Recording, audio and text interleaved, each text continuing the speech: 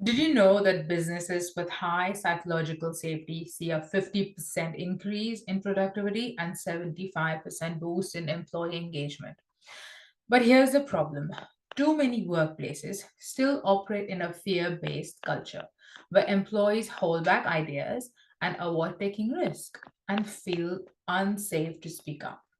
Hi, my name is Janvi. I'm a psychologist and founder of IR Psychology and Consulting, which is a telehealth psychology practice based in Australia. My passion is all things psychology, and I want to know how we can use psychology in different aspects of the human experience. And in this series, I will be exploring workplace well being. Today, we are diving into one of the most overlooked but powerful factors behind high performing teams, which is psychological safety. So, if you're a leader, an HR professional, or an employee who wants to work in an environment where innovation thrives, mistakes lead to learning, and people feel valued, this video might just be.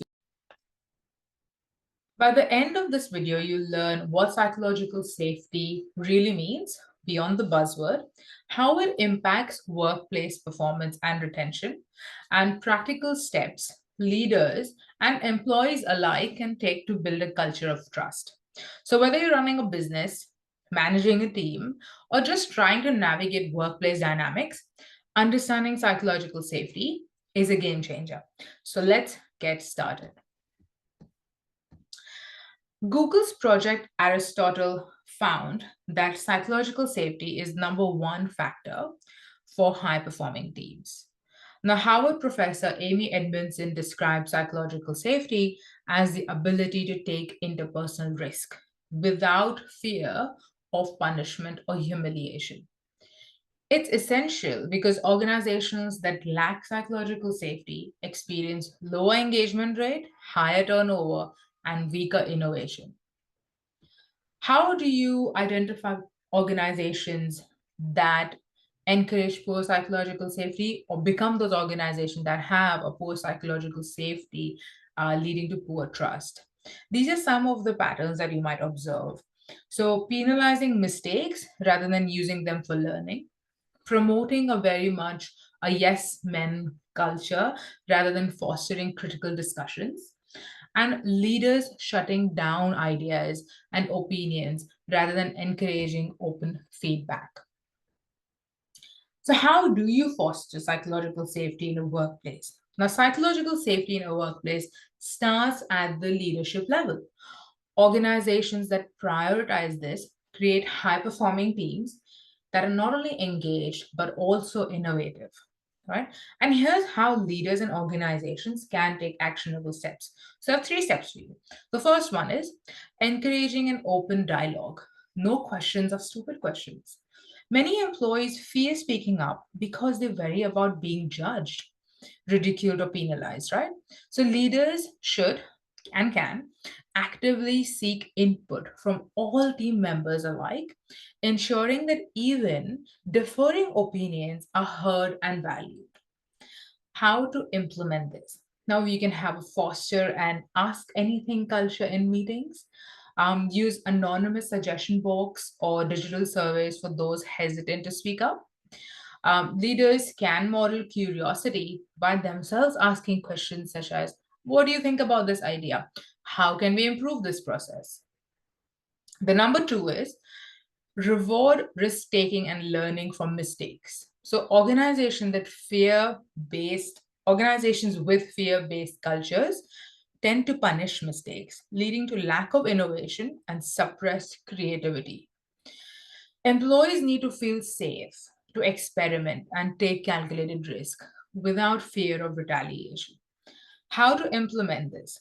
Recognize employees who try new approaches, even if they don't always succeed. Shift from a blame culture to learning culture by discussing mistakes constructively.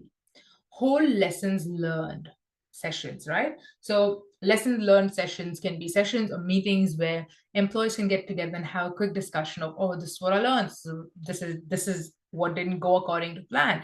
This worked for me. This is where teams can analyze mistakes without assigning blames, but instead focus on how to improve. And the last one is, and this is one of my favorite, which is train managers to listen without judgment.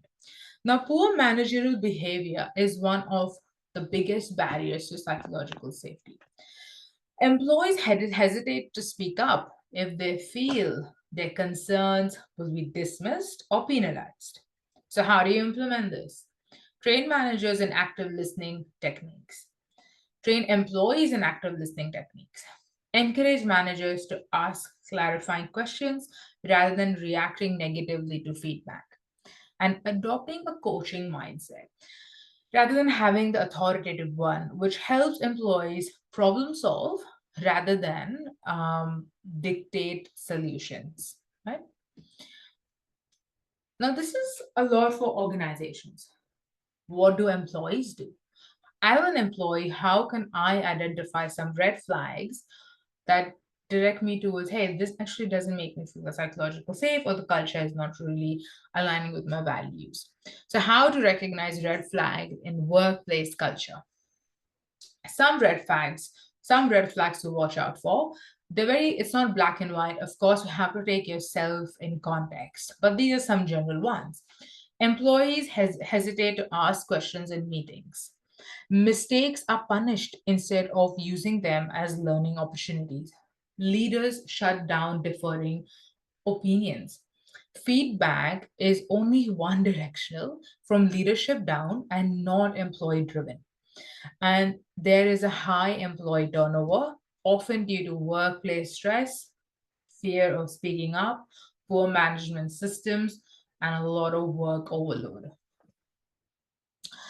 How do you actually advocate for psychological safety within a team? Even if leadership isn't actively fostering psychological safety, employees can take small but impactful steps.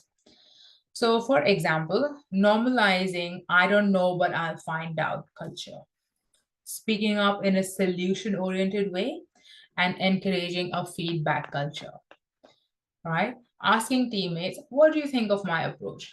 Praising colleagues for taking risk and speaking up. The final takeaway from this is psychological safety isn't just a nice to have, it's a business necessity that drives performance, engagement, and innovation. Organizations thrive when leaders listen, teams collaborate openly, and employees feel safe to contribute their best ideas. Now, this was a bit more on psychological safety, but if you found this interesting, tune in because I will be unpacking a few more themes and topics around workplace well-being, with next one being how to set boundaries at workplace. Hope you enjoyed this. Once again, my name is Janvi. I'm a psychologist and I'm a founder of IRA Psychology and Consulting.